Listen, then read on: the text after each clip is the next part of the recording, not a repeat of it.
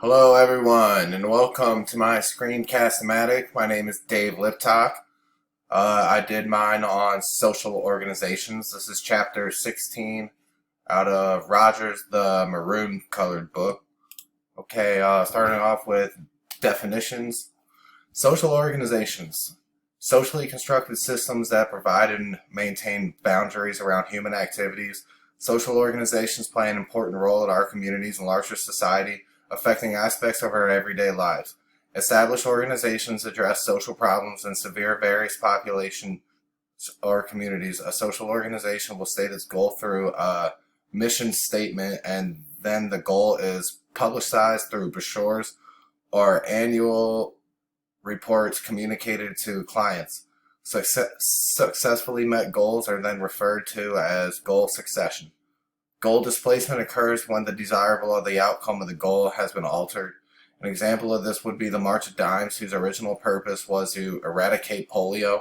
Now that we have a vaccine for polio which cures it, March of Dimes has changed its focus to helping instances involving pregnancy complications. A case study is given at the beginning of the chapter involving the presence of a methadone clinic in a small town in the American Midwest. Methadone is a drug used to treat recovering addicts who have stopped using heroin and are experiencing opioid withdrawals. Addicts are offered treatment at this facility to help them overcome their addictions to opioids.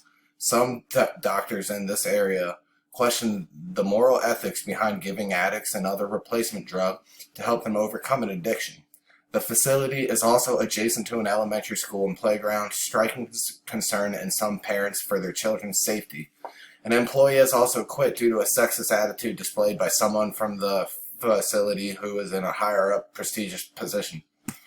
A clear mission statement is conducive to changing people's negative attitudes about the treatment facility. It is important to give people a better impression of the place.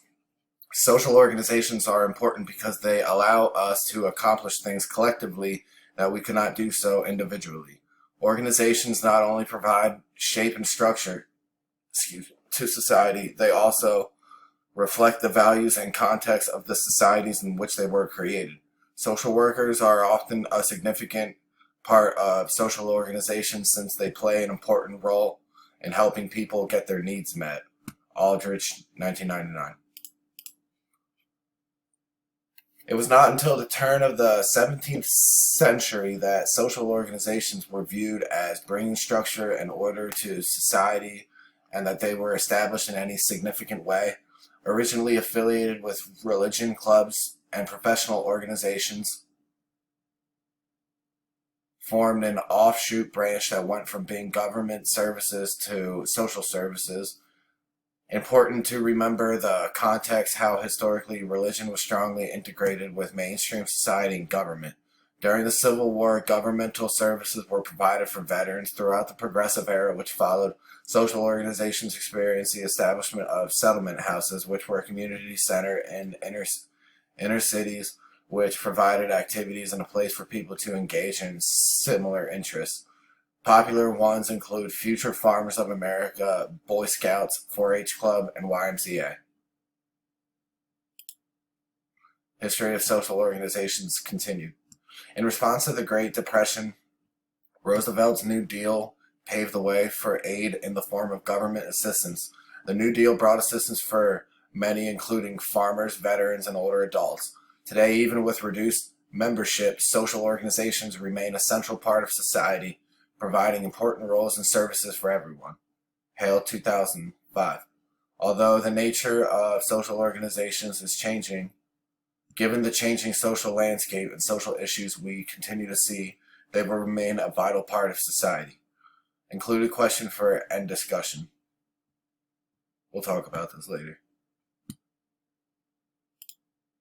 Okay, conceptualization. Systems theory views organizations as open systems which continually interact with their environment and adapt to changes in their environment to maintain homeostasis. Scott, 1981. Organizations construct boundaries that differentiate from other organizations, and boundaries help define roles, relationships, hierarchies, and identities of employees and clients. Co-workers from subsystems within organizations that help support their relationships and work. It also ties into the functionalist interaction theory. It could tie into the functionalist interaction theory because it describes how when people work individually, they don't have their voices heard as much, but as mentioned earlier, with social organizations, people are able to rally for a cause.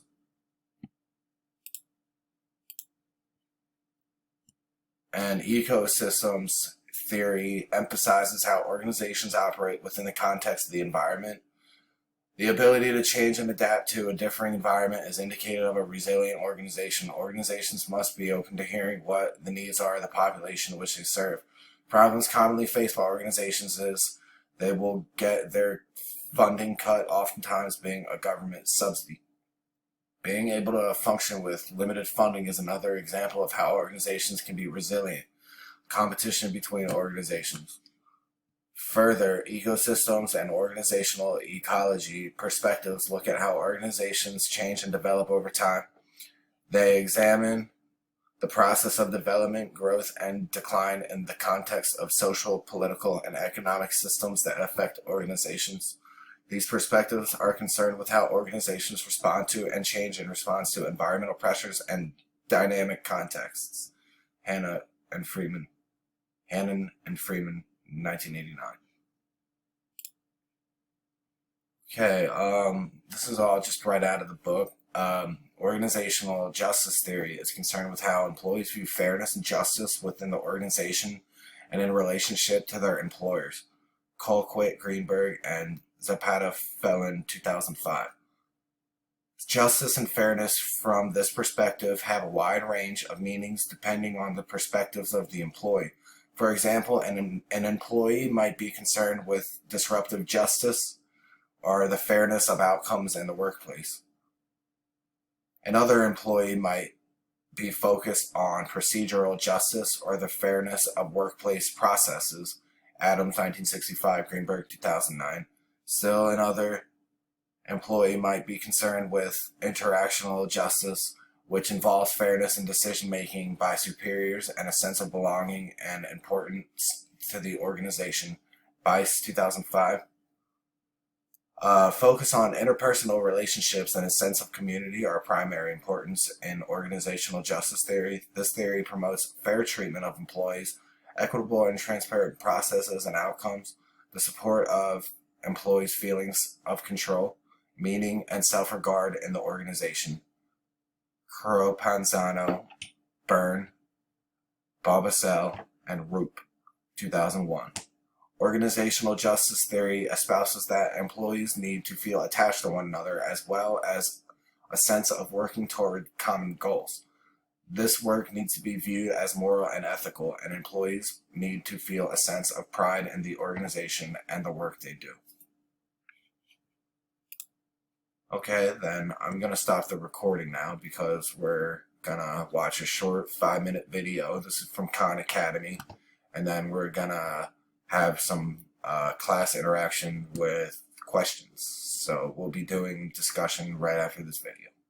Thank you.